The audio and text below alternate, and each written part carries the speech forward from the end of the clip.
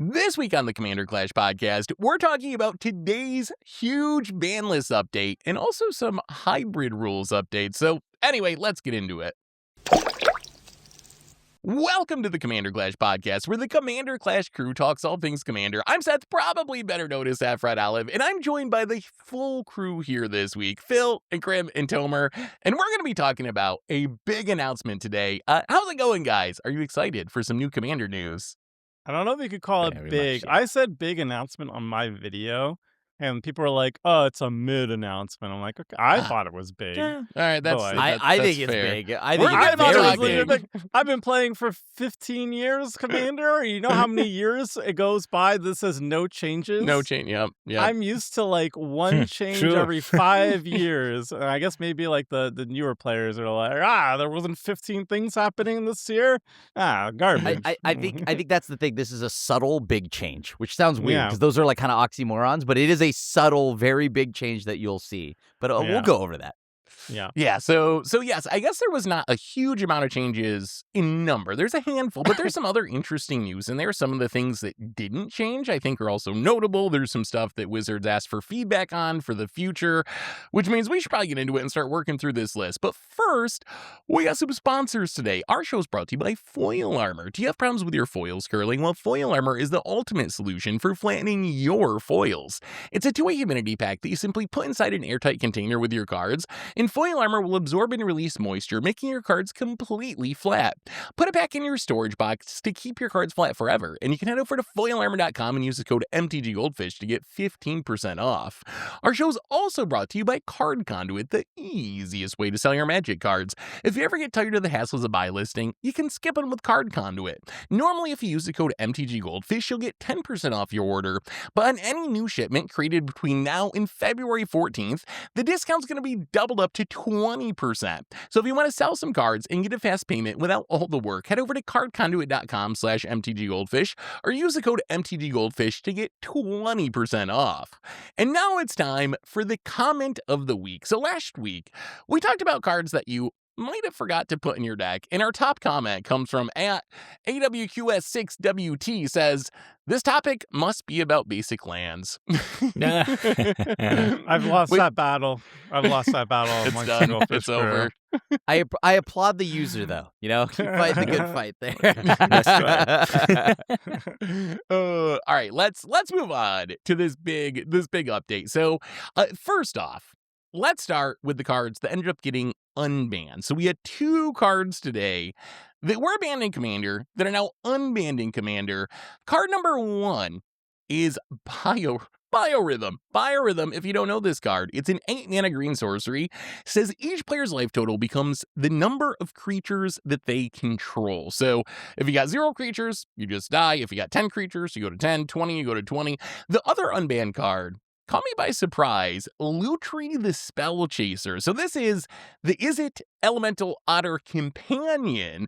It's a 3-mana 3/2. It has Companion, where each non-land card in your deck has to have a different name, which obviously any Commander deck is going to have by default because it's a singleton format. It has Flash. When it enters, if you cast it, you can copy up to 1 target instant or sorcery spell that you control, and you can choose new targets for it. So Lutri, it's being unbanned, but with a twist. It's unbanned, but it's still banned as a companion. So essentially, you can play Lutri in the 99, but you can't just free roll it as your companion in any deck that has the colors, which is probably a good choice. So what do you think of these unbannings? Let's start with Biorhythm. What do we think about Biorhythm being unbanned? Yeah, dude, this card is so sick, dude. Oh my god. sick. And is it because Kamal's portrait, his little peering eye? This is mostly just a lot of nostalgia for me. I love this card, and it's a sweet win con, right? This is like Commander for me. 8 mana, giant splashy spell, also unique, right? It's not like just Sway the Stars or something like that, right? Like that, sure, you can do cooler things than that. But this setting everyone's life total, especially on this cast and this group of players here, you, me, all of us, and our Soul Wardens, I'm sure Morgan will very happily be like, you know what, you can set your life to 1 million with all these Soul Wardens, but if you only have 2 creatures, your life drops back down to 2. So I think this is just a big splashy spell, and I love that. Yeah, I mean, Biorhythm, it makes sense in the context of other cards that have been unbanned recently to me. Like, it seems like one of the ideas that the new committee seems to have, or Wizard seems to have, is that if a card's really expensive, it's like kind of okay, because we've seen Mhm. Worldfire unbanned, we saw Coalition Victory unbanned. To me, Biorhythm looks like another card in those lines, right? If you get up to 8 mana and in the right board state, it can end the game potentially or kill someone potentially. But you gotta have a lot of mana and you need the right board state to actually have it work. What do you think, Yep. Phil? Like, you make a lot of mana. Is this card gonna show up in field decks? It's the funny Draw cards. thing about this. So Biorhythm is one of the most nostalgic cards to me because as a kid reading, this was one of the most unique text boxes. Back then, legends felt legendary, so seeing Kamal on a card was like, "Oh, that's one of the main guys here."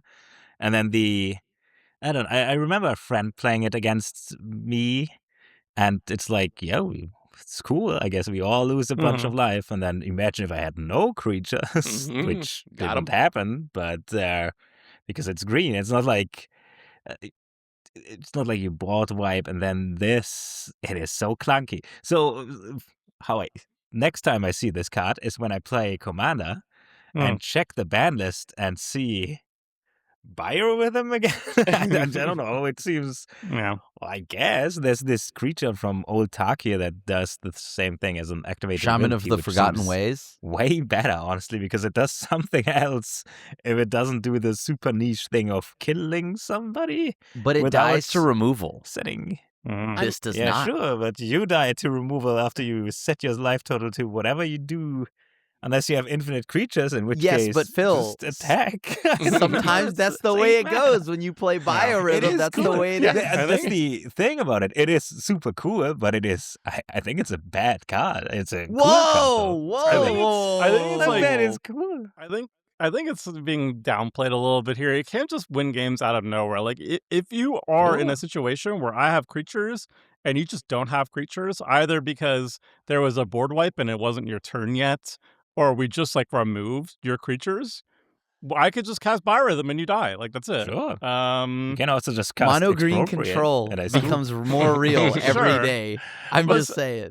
That's why I think I kind of understand why it was banned initially. It's just like it was banned like I 15 kinda years can. ago, and It has a lot of this- these finishers were it's- not as good as before. Like It's so, also anticlimactic. I think that's what Yeah, it is. that's- Same with that's it. No. well, no, it's no, like no. oh, you Yeah, got to Coalition 50 victory. life. If you die from it, Oh, it I is, yeah. Psych Rift on your end step, and then on my turn I Biorhythm. GG. Ooh, okay, and it's like Cycrift, gotta say. Like Yeah. I get that. I Okay, just that's think kinda like cool. finishers have been power crept so much in the past like decade plus since this card got banned that it's like, yeah, it can be a little bit anticlimactic. It can't just win the game.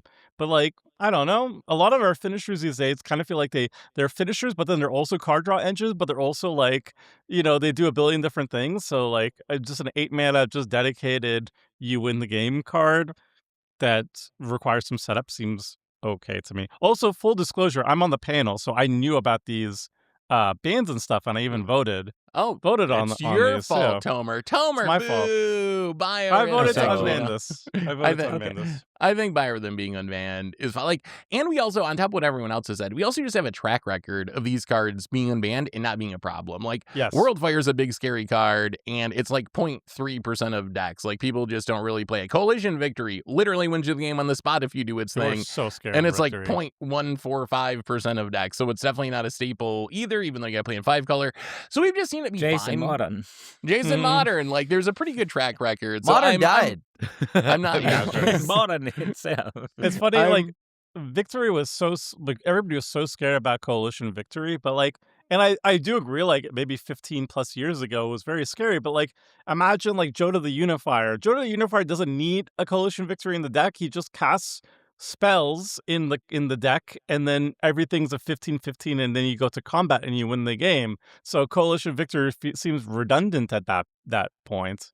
So that's how it kind of feels with Biorhythm is like, yeah, I could, but I can also just run Craterhoof, and I can have like 50 different tutors to put Craterhoof directly on the battlefield or cast Finale of Devastation, and I win that way either. It doesn't matter. But this has the rule of cool, and this is cool. It is cool. It is cool. It is cooler than all of those cards. I'm sorry. Ooh. Biorhythm hits way right into my bloodstream. Worldfire, yeah. This though, I this is like That's because fun. you I don't play like creatures, Worldfire. Crim. You don't play creatures. I'm team More of a World reason Fire, why I it's a think, danger honestly. to me. I will die to this more true. than I want to, but I love it. Biorhythm is a sweet card. I feel Oh. like this will be a card that people will try out in the short term, and people will throw in a lot of decks. So if you're going to play Commander in the next couple of months, I'd be keeping it in mind, right? That there's a possibility someone's going to try to biorhythm you, but I would be surprised if it was a 10% of decks, 5% of decks card on EDH Rec 6 months from now or a year from now. I think people will try it out and realize, oh, it's like kind of gimmicky and funny and like kind of cool to get people with a couple times, and then you'll go back to doing whatever you normally do. What about the second card that was unbanned? So this one cracks me up. They unbanned Lutri, but it's still banned as a companion, which I actually think is what they should have done from the beginning. Lutri was never a problem in the 99. The problem was always that it was just a free roll because of how it was worded. So I think that was the right choice. Although the one part that drives me a little bit crazy is they've argued for years, literally years, that we can't have banned as commander because it's way too complicated. And us Magic players, we can't have two ban lists in our brains or our heads will explode. And then they do banned as companion. How can it be possible that banned as commander is too complicated, but banned as companion is not too complicated? That's the part that gets me on this one. But what do you guys think about? What do you think about the Lutri unbanning? No, it's a cool author. It's a cool Nobody card. cares. I Otherwise, voted it would be no. very problematic as a companion, and then otherwise it is just a dual caster mage. Which is a good card. Does it also go in? Oh no, it's legendary, so you can't really do the broken stuff with it. No, you can't even. Nope, It's also a you can't cast trigger combo, too. You have it's to also cast got- it in it's order to do totally the thing. fine. So you It's don't just do cool. like dual caster combos or anything like that. It's like dual caster but bad or fair rather. It is kind of a cool commander. It is maybe it has a cuteness factor to it, Yes. but just a dual caster is always fun. Does it copy opponents? It stuff? does not. It's only Man, it your stuff. sucks. So it's like a Fair bad enough. dual caster. It's bad It was in meant, it multiple was ways. balanced as a companion. I mean, as far as they tried to balance As far as companions. companions are, yeah. Like they made an effort, I guess. I voted against unbanning it. Actually, Ooh. I think the What card was is your logic? so fair. I think the card is so fine power wise, but I actually Oh, agree with the that's- previous RC. I don't like this. Like, oh, we'll have a separate section for the ban list for banned as commander. I just like, okay, it sounds like, oh, it's not too complicated and stuff, but then we're just adding extra layers and layers and layers to the ban list. And I just always think about like who the majority of commander players are. And these are people who are casual and not super invested like we are. Like I can handle a banned as commander ban list and I have like a billion different things on the ban list and stuff. But I just think about the people who are playing like once every 3 months or whatever. And that's like the vast majority of commander players. And I want to keep it as simple as possible. So I don't think it's worth adding a band as companion thing just for this one random otter. Like we already went to Bloomburl, we got more otters. It's fine. So like you're dying for otters. So I thought it was fine to leave it banned. I don't like having an exception for this one card. And then it opens the floodgates for this like, well now we should do banned as commander. Give me my, I don't know, Raphaelis in the 99. Give me my Leovold in the 99. Where's Golos? And it's just like, bro, no. I That's me, think at we least. need Cyclonic Riff banned with Overload. Let's do that. You can play it, but you're just not allowed to overload it. What do you guys think about the Otter Grim? Do you think this card will see play? I mean, yeah, I'm sure it'll Yeah. see play. I think I'm happy that it can't be used as a companion. That's the main thing. But I also Yeah. think that you could just ban companions entirely from Commander. No, I know those this are is fun. this is gonna sound wild. I don't even know if I like the idea of companions in Commander just in general. But Okay, that's fair. this being unbanned otherwise, I mean, when it initially got banned, I thought that was aggressive. Right, I think it should have just led with maybe banned as companion or whatever, but banned entirely right out the gates was aggressive. This is a card that they should have just monitored when it hit when it was printed, and given it some time to breathe and see how the format even builds around it or does whatever with it. But now it's just an okay card. It's a cute otter, and now you can have him in your deck. Yeah. What do you think, I'm Phil? just Is this- shocked at how many like Lutri fans there are apparently, because that was the justification. It's like there's so many people who love it. I'm like, who? I've never heard of them, and like they do exist. Like they do. But I was like, where? Why have I not heard of this before? I feel like They probably existed more like 5 years ago when Ikoria first released. I remember Probably. people talking about it a lot at the time and being like, "Oh, it's so cute. Lutri, I love Lutri."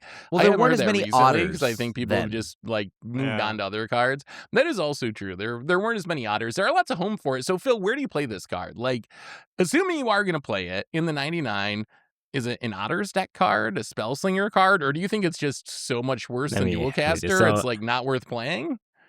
Oh, it's actually a segue in a good different topic because it is. Let me just read the card here because I kind of forgot what it did. It is 3 mana, 1 and 2 hybrid. Is it mana? It's a companion if you follow the commander rules of each non-land card in your deck being a different name. And then it has flash 3/2. When it enters, if you cast it, copy target instance or sorcery you control. You may choose new targets. I guess I played in the same decks as I would play Dualcaster if I don't need to combo with it, but copy just spells. Maybe big mana, something. Anything with Cascade when it enters, if you cast it. I don't really know how to break it. I guess if you cascade into it, you can copy the thing you cascaded with. Oh, yeah, that's don't kind of really cool. Then break do it. you? Yes. So I think it's just that's I don't know. bad but cuter Dualcaster, basically. just Like worse fine. but cute. It's Yeah, very it's fine, a yeah. very you play an fair. Otters because it's an Sure. Otter card. There's Can make no it as a shortage of commander, it's things that fine. if you're looking to copy something, there's no shortage of that, right? Yeah. You saw that in like I remember maybe I don't know if it aired yet by the time this drops, but we did a Commander Clash. I loaded a deck with a bunch of copying things. This would just be like the 101st copy spell, maybe, because there's a lot You mean of a ways to companion? copy. Yeah, the companion part, thankfully, is not there. That would then be a whole Yeah. different story. So this card's just fine. So Phil mentioned something that I think we're going to jump ahead. We'll come back around to Game Changers and some of these other cards, but Lutri's a hybrid card. And one of the things we were waiting for with this rules update was like 3 months ago, something like that, Wizards asked if they should change the hybrid rule, and they wanted feedback from the community. We did a podcast on it. Everyone did videos about it. Everyone said on social media. It was surprisingly controversial to me. I expected it just to be like, oh, sure, yeah, why not? But it was actually like very controversial, a lot of different opinions on it. Well, this update went back to the hybrid change, and essentially what I took from the article is it's on hold for now. We're not making the change yet. They listened to all the podcasts, they read all the social media, they even did a poll to try to get even more information, and it ended up almost exactly split down on the middle, where like half of people view it very positively, half of people view it negatively or very negatively, and then the other chunk is like in the middle, but it's split like directly down the middle. So Wizards basically said, we're going to wait and see. Like, we're not going to write this off completely, but based on the current mixed results that we've heard from the community, we're not going to make this change yet. So, what do you think? Is hybrid dead? Like, is this rules change over with? Do you think it's going to happen eventually? What do you make out of this announcement that we're not shutting it down completely, but we're not doing it now? I just feel like on slow weeks, this is just one of those things people dust off. It's like, I don't know, we need something to happen in the community. Bring back hybrid mana. All right. I don't know why we keep going back to this. I don't know why we even are here. Like, I don't think we need to change this rule. I think this rule is good as is. Oh, it's still not don't over get yet. Mhm. I Great. remember when I was researching a video, Great. when I was researching the hybrid video, I found like an old Sheldon Menery article. He used to be RC and like the spokesman for the RC and a commander. It was like 2015, and he was saying like, I have frequent arguments with Mark Rosewater about hybrid in Commander, and I'm like very steadfast no about it. I don't get it. You Like, don't why- get it why not would you do changing this? or changing, It's- Phil? Why would it be a monocolor card? It is Yeah. it triggers vivid. It's Well, the- even by the rules of magic. It's why? Yeah, like, I what kind of about want to it? play Manamorphos in Pharaoh's Rockrick But- or something. okay, but- The it's why? better for the argument they posted, at least initially with the last article, was like, in every other format, hybrid works this way, in that you could put it in a mono, like if it's is it hybrid? A hybrid card is designed that it can go into a mono blue deck and a mono red deck. And only in Commander is it that you cannot put it in a mono blue deck or a mono red deck. And that is very strange. To which I would respond is, also in Commander, it's the only format where you have a command zone. That's very Yeah, strange. You know, it's it an has the concept identity. of color identity. That's very strange. You know, it's like, okay, I don't buy that argument. And then the other argument was like the primary motivator based on the Drive to Work podcast by Mark Rosewater was we're doing a lot of universes beyond these days. We want to make sure that popular characters show up from a IP that you like. And sometimes the colors don't really match. Like, let's say we make a Naya precon for Final Fantasy VII, and Sephiroth is one of the most popular characters, and he's a black character, and the fans know he's a black character. He can't be black in the Naya precon. So maybe if we change the hybrid rules and we can make him No Rakdos. way. It's kind of funny. I'm the only one I think on the podcast that is actually for it, and to me it makes sense. And maybe it's like my 60 card brain where I just Sure. like played so much 60 card Magic. To me, when I see Kitchen Finks, I don't think, oh, it's Lesney. I think, oh, I'm playing Yeah. mono white, I'm playing in mono green, or whatever, Lutri. I'm playing mono blue, I'm playing mono red. Is someone who used to playing those formats? To me, it is pretty intuitive that I could play in a mono color of either of those colors. And then But Seth, I think the Commander color identity rule is the weird part here to me, as someone who's Sure. usually played 60 card formats.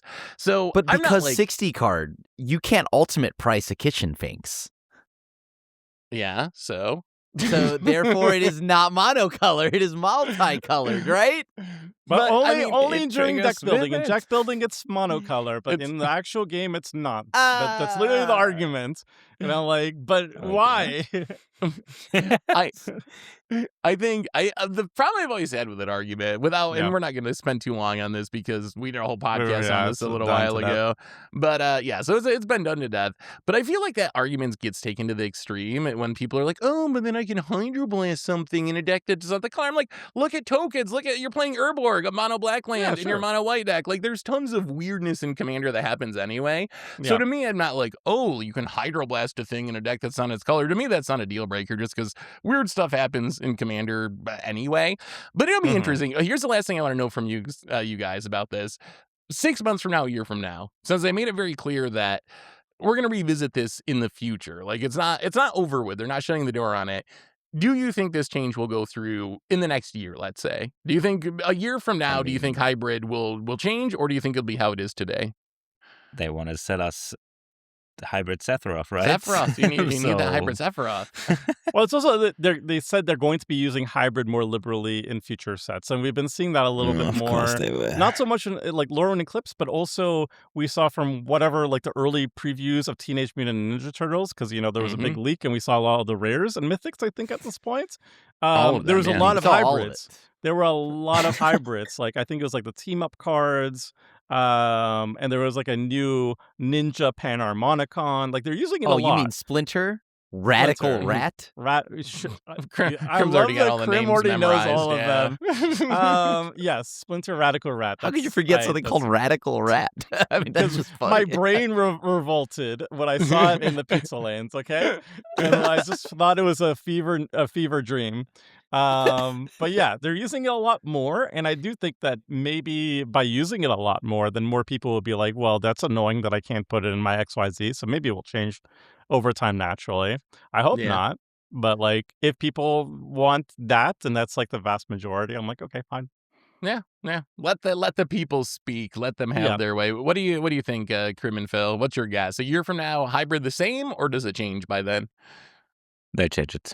And Yeah. I don't know why. But I guess now we know why, because they literally say Sephiroth. that they want to sell cards. I was going to joke about it, and it's clearly Yeah. the reason what man is saying it is. Ah, man. The reveal of the method is nuts.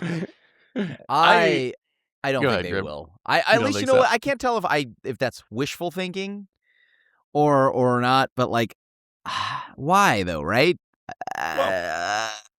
It's Sephiroth. maybe Sephiroth. as I think about it, because yeah, like if they decide that they want to sell Rakdos Sephiroth, then man, I hope they don't. I really hope they don't. But Like- now as I think about it, like when you put like a dollar bill behind it, then it's like they might change it. Yeah. I honestly don't think they will, just unless the community is on board, though, because I thought it was a done deal. I thought like this is a formality. Yeah. They already had a plan for Lore and Eclipse, And Wizards of the Coast clearly says, like, no, we're only going to change it if the community, like the vast majority of the community wants something. And that filled me with a lot of hope. I was like, that is very good. And you know what? Like, if 80% of the people want this to change, I'll be like, okay, I'm the minority. I don't want this to change. But I think if the vast majority of people want something in the format, it should be that way. But like, yeah, I was really glad that they're not just going to force it. They're actually going to listen to the community, which they are.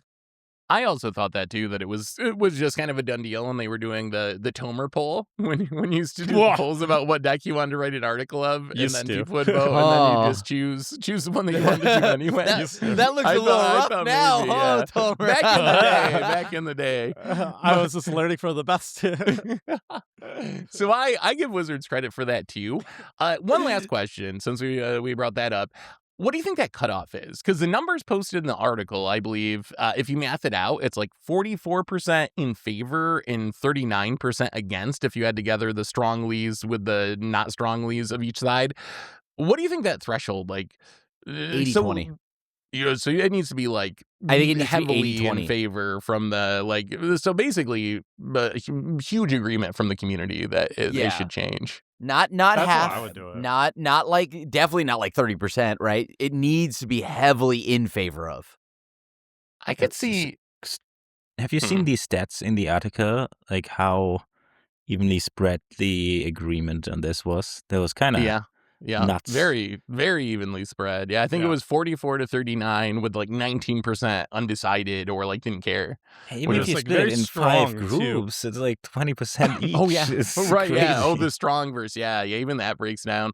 Yeah, I think that it could definitely happen eventually, but it does give me hope that Wizards is actually listening to the community on this one. So I guess keep letting your feedback be known over the next couple years if you want to change or not, and we'll see what happens. But let's go on to one that I know is going to be controversial. I've been waiting for this one. We got to change to the game changer list, which isn't something I care about a ton because I don't really build around game changers too much. I just play what I want.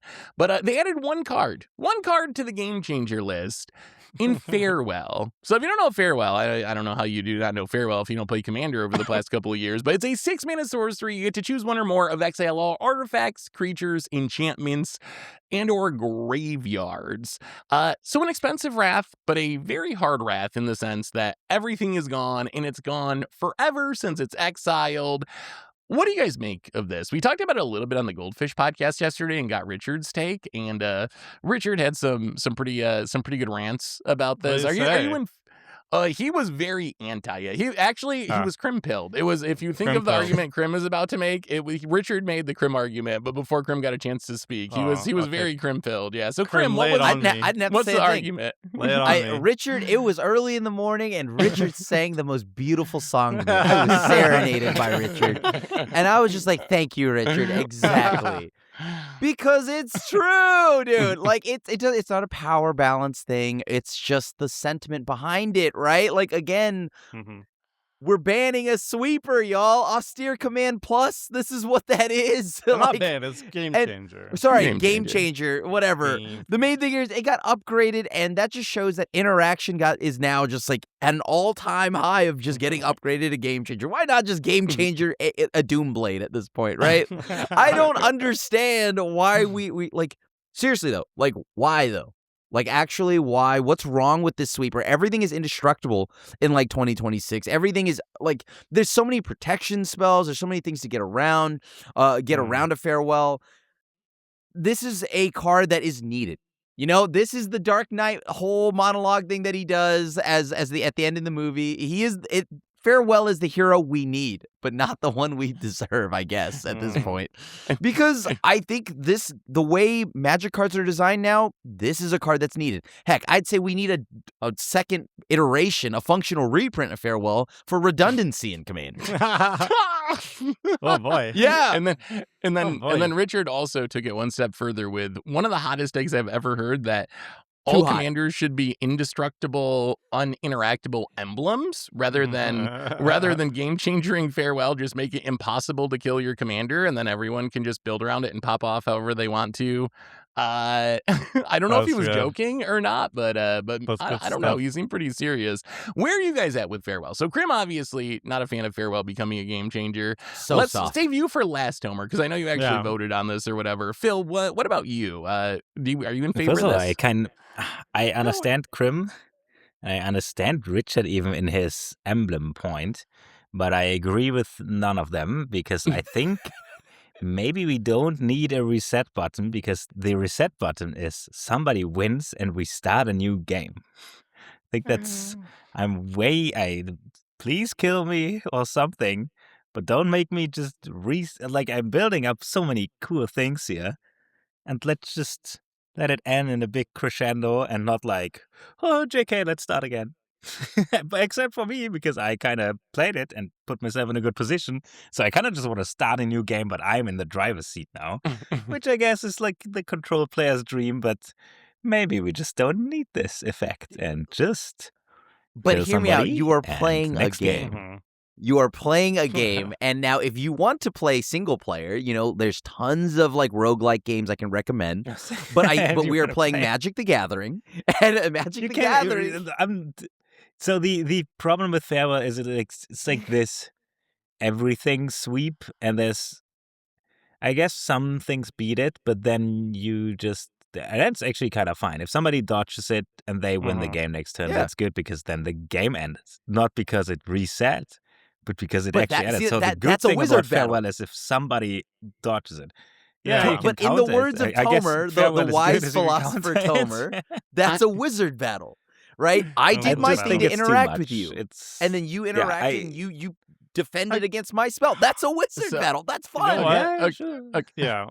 Okay, so one quick point, and then we're getting to you, Tomer. The one point I wanted to make, and I'm on the it's perfectly fine to make this a game changer. I'm actually in favor of making it a game changer. But the one point I want to make is I think we have to think about this in the context of the bracket system. The card's not banned. We have to think about the bracket system. And I would imagine, why would you make a card a game changer? And that would be to restrict how often it shows up in lower bracket play, right? Because if you're playing higher Exactly. brackets, it doesn't matter. If you're playing some bracket one, like flavor deck, that's already going to take 3 hours to win the game because your That's card fair. sucks and you're playing a bunch of Oh, turtles good or point. something. Yeah. Like, I don't think you necessarily want a card like Farewell that's the hardest reset we have available to show up in games like that. So I think from the Oh my bracket God. system perspective, I actually think it makes a lot of sense that a card like this would be a game changer. If you're playing bracket 4, you're playing bracket 3, then you play this and it's fine. If you're playing lower brackets, then it's probably not going to be one of your few game changers and the game's going to be better for it. But Tomer, you got to vote on this. What's your take? I was against game changering until I listened to Phil and said, I'm actually for it now. So as the article says, it's just like it's a hard reset. It makes the game go way, way longer. And I was like, okay, sure. But it's also, I feel like it's a very aggressively fair card because it's Yep. like 6 mana sorcery. And like, imagine 6 mana sorcery and it could wipe your own board in 2026. It better do the job. It better get the job done. Ooh, doggy. I'm babysitting a dog. So Ooh. Hey, no. I thought Okay, he Tomer was doesn't wanna just be picked talking to up. the Tomer's spell got a stutter pupper. sprite. He doesn't want to be picked up. I He was like, wants oh, to get okay. tail in the back. Why is he Okay. calling that fairy a puppy? Okay, so yeah, I was against this, but like it does make sense. Lower game tables the games are gonna go longer, and this is just like a hard reset on the game a lot of the times. And yeah, maybe it is bad to add an extra like hour or two to like an already 2+ hour game. So I could see it. I could see it in Game Changer. It's fine. You've actually convinced me. I would vote Game Changer on this one. Wow. I will changed my say, mind. I'm sorry, Grim. in the power level that we Okay. play in Commander Clash, I okay. actually don't think it's It's fine. like I find it but- annoying, but I think it's fine at that power Yeah. level. So my argument would basically be for the lower bracket games, I think it's actually a positive there. And if you play higher brackets, then no one cares because you can play whatever you want. My Tetsun deck will no longer be Farewell. That's a plus. No, My actually, poor wait, artifact deck. Actually, I changed my mind. I don't want this to be a game changer. We need to get Excellent. Tomer's artifact decks. Ugh. Artifact decks in general, except for my affinity deck. That one's fine. So those were the only changes that they actually made today. So Biorhythm unbanned, Lutri unbanned, ban his companion, Farewell on the game changer list. Obviously Biorhythm also on the game changer list. Hybrid rule not happening yet. But there was a few other cards that they brought up that were apparently under discussion, and they want feedback on whether or not they should unban these cards. And these cards, on one hand, the actual cards kind of shocked me that they were cards that they were even having conversations about unbanning. But if the philosophy is, if you cost a lot of mana, you should be okay in Commander, I can kind of see what they're trying to do. So the 3 cards in specific that they asked for feedback on this time around were Grizzlebrand, a 8 mana, 4 black pip, 7/7 flying lifelinker that lets you pay 7 life, draw 7 cards as a legendary demon. Sundering Titan, an 8 mana, 7/10 golem artifact creature that when it enters or leaves the battlefield, you blow up a land of each land type. And then Iona Shield of Emeria, 9 mana, 7/7 flying legendary angel. When it enters, you choose the color. Nobody can, or your opponents cannot cast spells of the color that you choose. So these 3 cards, they're apparently thinking about unbanning, discussing unbanning, and they requested feedback from the community on whether these cards should come off the ban list and be on the game changer list. And I'm curious what you guys think. Are these more world fires and coalition victories and biorhythms where we're like, oh, they're really expensive, it'll be okay? Or is there something different that makes you feel like these cards maybe should stay banned in Commander? Is I Grizzlebrand believe it the or same not. as Worldfire, y'all? Right? Same Yes, thing. same thing. card. Yes. Same Brain. card. My no. brain hurts. I if we go down Hmm. the list, I think Iona needs to stay on the ban list.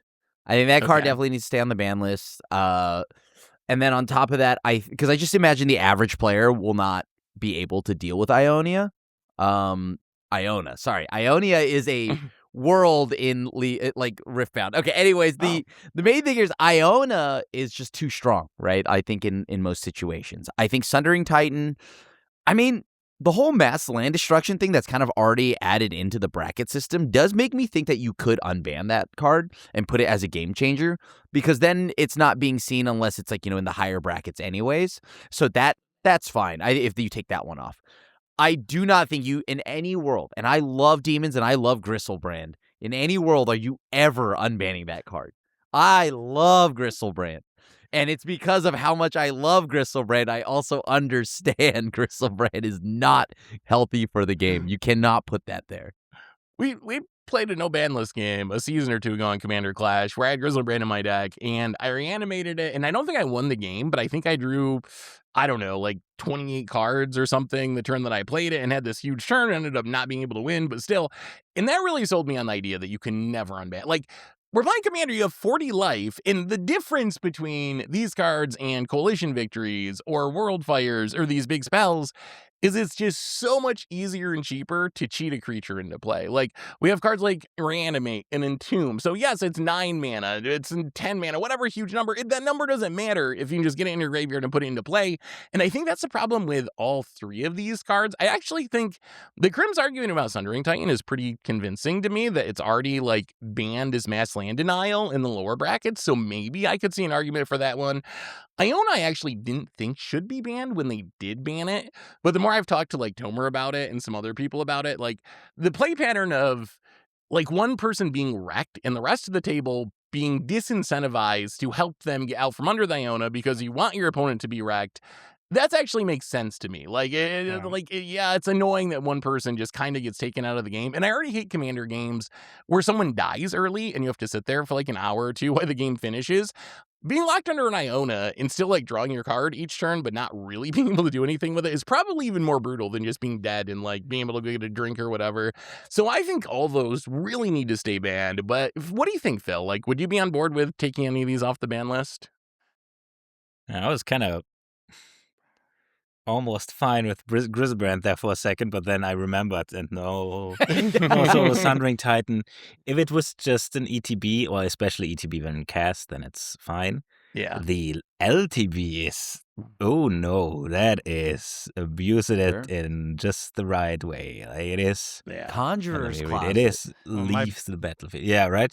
It's when it enters or leaves the battlefield. Yep. You blink away, my friend. Blink away. Yeah, an ephemerate, and it's just Oppression City. And Goblin it's Welder so decks easy. eat But well then- with Oh that my God, card. yeah, hear me also out. artifacts, You so bring it in, you sacrifice Oh it to get my something else. Maybe lord. your Let me That portal to said, it Phyrexia. is- but let I me don't let me know, remind is you produced though, by as the you bring land up all the destruction. blinking. Think Eh. about all the games we play with Seth and his blink decks and his shenanigans. So And how they Panharmonica never on end, we close-up. never die. We're just sitting there, and we have the What? That's because I illusion don't of have choice. Sundering Titan, Krim. That's 'cause I don't Exactly. have Sundering Titan. He's not If going you to have attack with it. Sundering He Titan- needs to hold it back with blockers. You Oh, know Yeah, this. no. I just put You're not lands and attacking. blink my Muldrifters. I'm not Yeah. gonna kill you. You got to sit here and watch me draw these cards. but in that situation, outside of Make him Seth's scoop. unique case where he will just hold it back to block when we have nothing on board, we have no lands. That I will concede at that point. I am beat. I am staring down a Sundering Titan blink loop. So if you're trying to blink Sundering Titan, thank God Blink has a win con. Okay. Yeah. So like- Tomer, where are you at with these? And what did you vote on these? Were these cards that you Yes. voted on? Okay, what was your take and how'd you vote? So Iona and Sundering Titan, I'm against because I just don't think they're very fun play patterns. Iona, it just punishes the person who's randomly playing monocolor, and that kind of sucks. And then what can the monocolor player do? Okay, you can run a couple colorless removal spells to get rid of Iona, but how are you drawing those cards when all your colored spells that draw cards are turned off? Your tutors that are colored are turned off and stuff. So it's very unlikely that you can deal with Iona. And then your opponents are incentivized, like you said, to keep Iona around because one enemy is locked out. So I don't think it's very fun.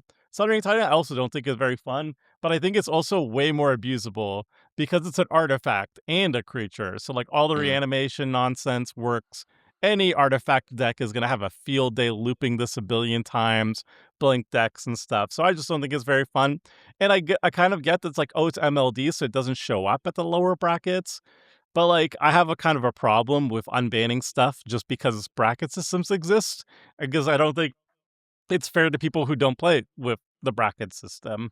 And then Gristlebrand is just so Iona and Sundering Titan, I don't think is going to be popular. So even if they get unbanned, I don't think they're going to show up that much. But Yep. Gristlebrand is it's arguably the most powerful reanimation target. Maybe not the most, but top 5 most powerful reanimation target. Very say it hard is to interact with because once 3. it's on the battlefield, you can't just swords it. You'll just be in response, I draw 21 Draw. cards. Yep. I'm gonna win this turn. GG. It's not like Necro where you have to wait until your end step and you just get it immediately. And it's very popular, so it's going to show up a lot and it's going to be very salty, and it's why? So CDH players get another toy, and it's well, the ban list is for casual, and CDH while leaves a lot of angry comments and stuff and says casuals are ruining Magic. I looked at the subreddit and it was toxic and awful. It's a very small minority. It's less than 1% of the commander players are CDH, so I don't think it's oh, we should unban it for CDH and it'll be a game changer for everybody else. It's I don't think that's a good justification to unban things. I think that's yes. No, we should not be running Commander based on as much as I love CDH players and No I'm problem with glad that CDH. format exists. That's Yeah. awesome. But you can't optimize your format around 1% of the community. That's just that's a ridiculous way to run a format. Crazy. Yeah, so I hope that doesn't, and I hope all of these I think stay banned. With Sundering Titan being the one I'd be closest to being on board with because of the bracket thing. Although I think the play experience would still just probably not be enjoyable. The other thing they brought up is there were 2 cards they asked us about 3 months ago, kind of the same thing. Should we ban these cards? And those cards were Thassa's Oracle and Heuristic Study. And the article today basically said, we haven't seen anything close to enough volume indicating that these cards should go. Thoracle, apparently CDH players love it. I could care less. If CDH players like it, keep it. I would think it would be a negative for CDH because it's funny, as someone who doesn't play CDH, I view it as a negative for CDH because whenever I think of CDH, I think, oh, you just build a deck and then it's trying to do a Thoracle loop no matter what your commander is. That seems kind of boring, right? That every deck's trying to win the same way. That's my not CDH player perception of CDH because of Thoracle. But if people playing the format enjoy it, keep it. And then Heuristic Study, I think a lot of people thought this one was going. This was a big topic in the community. Are you guys surprised that Heuristic Study survived this community feedback period where if people really want this card gone, I guess we didn't make enough noise to get it out of there. What do you think about these 2 staying off the ban list? I know that this is never going to happen, and they're not in the same weight because one was printed in the ground. But I think if Soul Ring can be the face of Commander and kind of been grandfathered in, regardless of how strong it is, I think Rhystic Study is equally there. I think when I think of Commander, that was the main draw, right? Like, like seeing Rhystic in Commander, ooh, that was sweet, right? And that is Commander to me. So it's just the blue face card for Commander, in my opinion. So if you can grandfather in cards like Soul Ring and stuff like that, I think Rhystic, I mean, it could use more reprints because it's very expensive. But like that just reprint it at common again. Sure. Go back to the It was a original. common in the beginning. Don't care right? how it gets done, just do it. That would kind of be fine, right? Like it's not good in limited. It might be Tomer's worst nightmare, though. No, it's not good in 60-card formats, period. Yeah, or limited. Tomer's worst nightmare would be now that everyone and their grandma has a Rhystic Study. Okay, so that's actually my nightmare as well. I have a stat for you. I'm looking at this EDH Rec Salt score. I'm looking for Sol Ring, and I find it at 1.46. I had to click on load more a couple times, but I found it. It's in between Invasion Plans, okay, Pact of Negation.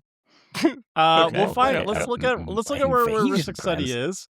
1, 2, 3, 4. It's 6th place. It's 6th place. It's in the top 10, top 6. 2.73. After seeing Farewell moved up to a game changer, soft, and this is proof. Rhystic soft. I'm down for Soul. I think Soul Ring is a net negative, but to me, the whole point of a ban list is to get rid of things that the vast majority of people don't like playing against and will actually play against it on a regular basis, which means like high salt and ubiquitous, which means it's just very popular.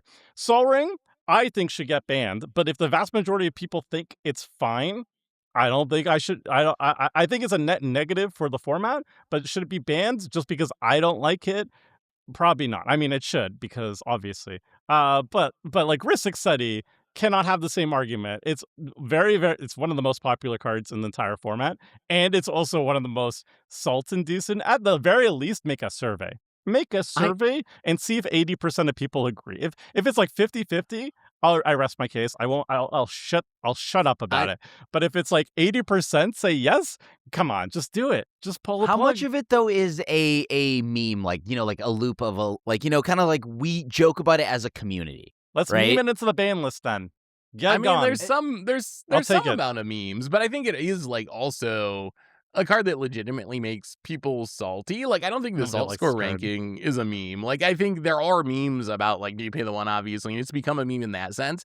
So, but I think I would have to take it seriously. I'm curious, how do they, like, when they ask us this, what are they looking for from us? If I have strong feelings about a card, like, you have this really high salt score for both of these cards, honestly, and then the article makes it sound like, I don't know, we need to see some serious signs and public opinion change before going after these cards. How do we give this feedback? If I'm someone that feels very strongly that Rhystic Study should be banned or shouldn't be banned, how do I get that message to Wizards? Like, make more videos about it again. Because not even me personally. Media. What about like a non-me person that doesn't have a YouTube channel that people watch? Like, if you're just a player who really hates Rhystic Study, keep commenting. I guess. I guess just comment on Wizards posts and videos and stuff.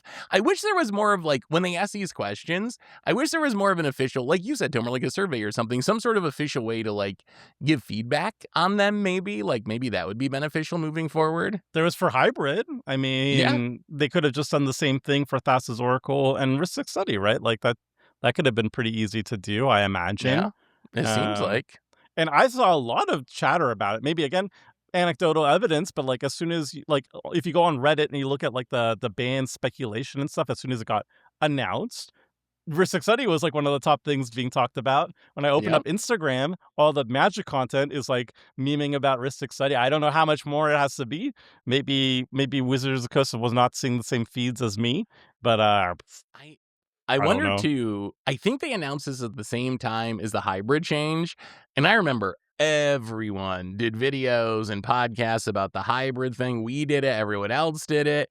I wonder if that overshadowed the feedback and people just focus on the hybrid thing rather than these potential bannings or unbannings.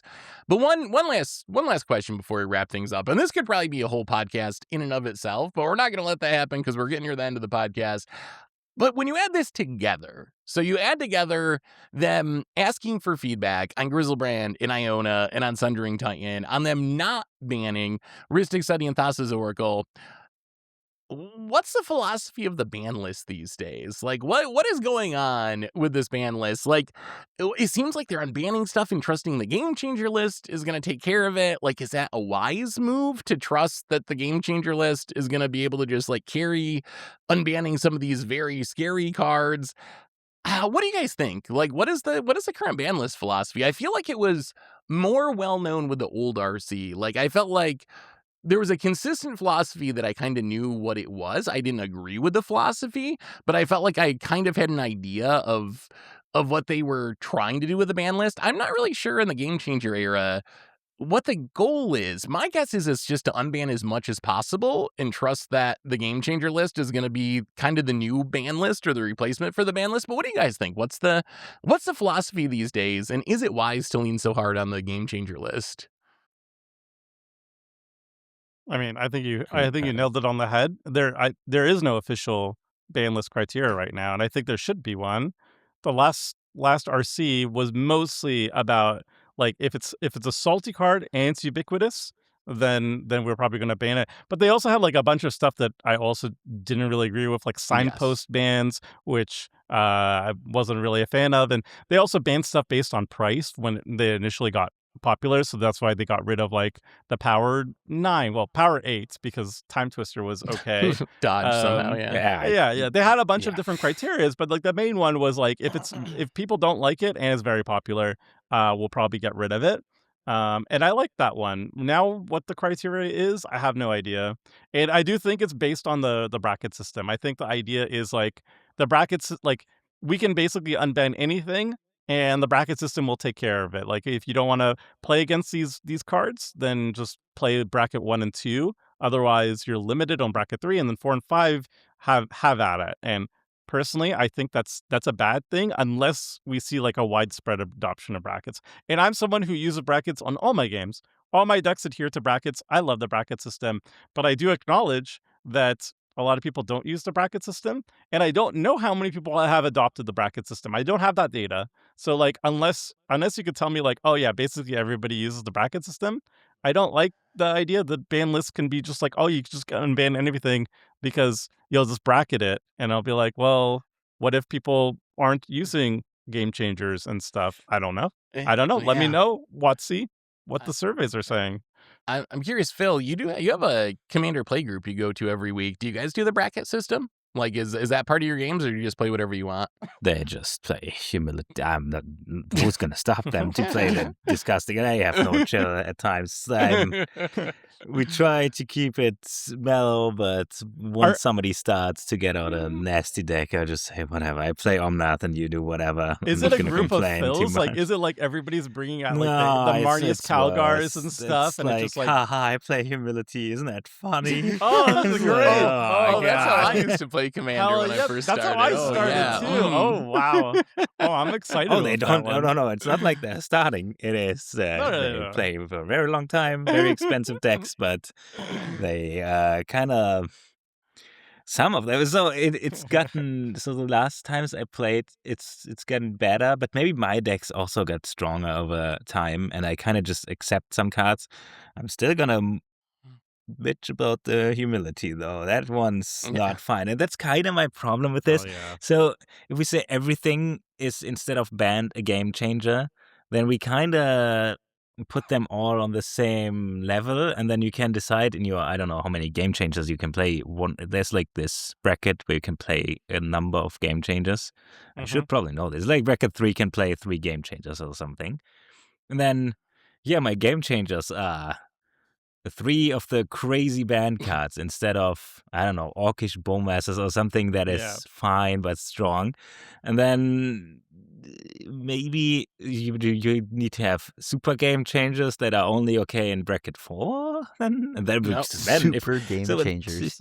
Well, you could I also don't know, increase mega? You mean the mega game game changer changer. count, right? In bracket 3, if there's so many more game changers, then surely we should have more than 3 game changers. Maybe we should make it 5, and then like 6, and then more. And so Yeah, on. I don't know. It's like it kind of muddies the water again. I'm against the banned lists because it's so hard to enforce or like to explain this card is banned and this card is not. Am I kind of changing my mind on this? I'm not sure. It's kind of healthy. So seeing the bans of Dockside and Lotus, thanks for not unbanning these, by the way, Tom. I don't know if you've been responsible or if you talked about this. This one, the Crypt Dockside Lotus ban, that kind of fixed all my problems with saying like, oh, if these are illegal, why would this be blah, blah, blah. I guess the soldering argument still holds up somehow, but it's just I just play bracket 3 and it's all good, and maybe I just want this to be as it is and not mess with it too much. So I don't want to say no ban list. Criteria for the ban list, I don't know. They ban stuff and unban stuff. Biorhythm unban seems fine. Yeah, I mean, this makes That sense. is the but philosophy. I don't know. I mean, if there is a philosophy I can see, it's unban everything that costs more than like 7 mana or something, or at least check to see Oh, if we yeah, can that's- unban yeah. anything that costs more than like 7 mana. Like, put it out there and see if that's possible. What do you think? Iona Grim? makes sense though. Iona is a very good argument. That is like the play style sucks if you don't want to help the person that gets wrecked. Yeah. Just don't play monocolor for it. Yeah, no, Yeah. monocolor. Shouldn't get Add monocolor to the punished ban for list. this. And Yeah. All unban is dust Iona, would just yeah. become a staple, right? At that point, like all is dust is a must. You need Yeah, Iona but then you have to unban just to hope power that you down have it. hybrid. Ah, Or Flesh yeah, and there Sunray it is. Titan. And then you do Run the Wait, more. Flesh is change. still banned, right? Just print The more must all need is dust. answering of hybrid mana threats. So Ooh, Grim, what- unban Emrakul, and then you can annihilate Iona. yeah, there you go. And, it's Hey, colorless too, fixed so it it. doesn't care about Colorless. Iona. It's Yeah, 50 we can mana, just, it's yeah. fine. Krim, what do you think? You any ideas on the ban list philosophy, or like, what about your games outside of Magic Cons? How widely adopted are bracket games for who you play with? Actually, yeah, this has been pretty good. I think my play group has heavily adopted brackets. And then on top of that, the bracket system has been wonderful for pickup games. I've been going out to my LGS and just playing rando games, and just because, it's fun to just see how this all plays out, right? And we've all been really enjoying the bracket system. It's helped a lot with Magic Con, though, even though I know we're talking about non-Magic Con games. Yep. And then my whole friend group, it's just kind of... I've also had to drive the point home, though, just in general, or for those around me, that bracket system does not mean that like you can't build a bracket 1 or 2 deck that can beat a bracket 3, right? Like, it is definitely not a power level system. This is a intent behind your deck, right? It's going to help put the rails on your game here. And so like because of that, it's helped a lot. I mean, we've had a lot of fun. We don't we have exactly as many game chairs as we need to do whatever. But yeah, like it's just been a fun time in my playgroup. So I don't know. Yeah, it's interesting because I don't think about brackets too much when I'm building decks. So when I see like the farewell change, I'm just kind of like, all right, whatever. Like sure, brackets, sure, whatever. But I know if you play with brackets all the time and you play farewell all the time, then it's a pretty big change to you. If you only have 3 slots for your game changer, and now you got to think, oh wow, like I'm gonna have to take farewell out of a lot of decks because I already have 3. I'm gonna have to take another game changer out of a lot of decks. So yeah, I think it has a bigger impact there as well. I think it's going to be huge, definitely in our playgroup because of that, right? Because we do play pretty heavily with brackets, right? We very are locked in on that. Yeah. So So I have to for update some of my you, bracket 2s to take it out. But I mean, the good news is it seems like a pretty easy card to replace, right? You can toss my in God, an you Steward did Commander, right. toss in there's plenty of options. What were you saying, Phil? My Omnath deck has 4 game changers now. Bracket 4, bracket 4, bracket 4. Farewell. bracket 4. So you're color not a Omnath, bracket CDH 4. player, Phil. How my- is it to my- be a CDH player? How's Yeah, the CDH Phil. community?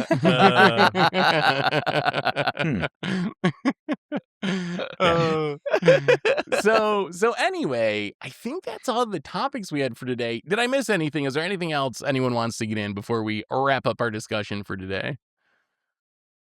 Soft. All right. So I soft. don't know. I was really happy. So So So soft. I don't know. I really liked how at least the update was done. Like the yes. reasoning is out there. It's very transparent. Um I and feel I'm like particularly happy with just how Gavin handles everything too. It gives me a lot of hope. I was so pessimistic when I heard like the hybrid proposal. I was like, oh yeah, for sure it's gonna go through. This is just a formality. And it's like, no, we're gonna out do of surveys. We're gonna see if the majority wants it, and they're gonna do it. And then if they do a ban or like also they give heads up, they give heads up on cards we're focusing on and stuff like that. I don't know. I think that's very good.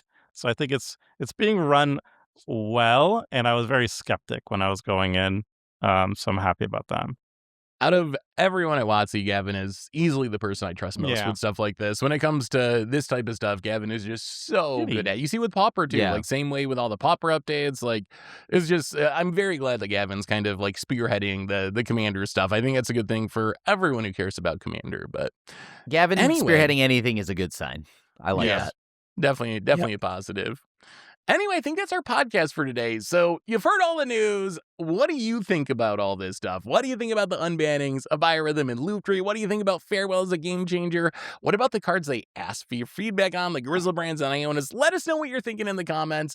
Thanks for watching, everyone, and we'll be back next week to talk some more Commander. So until then, have a great week, and this is a crew signing out.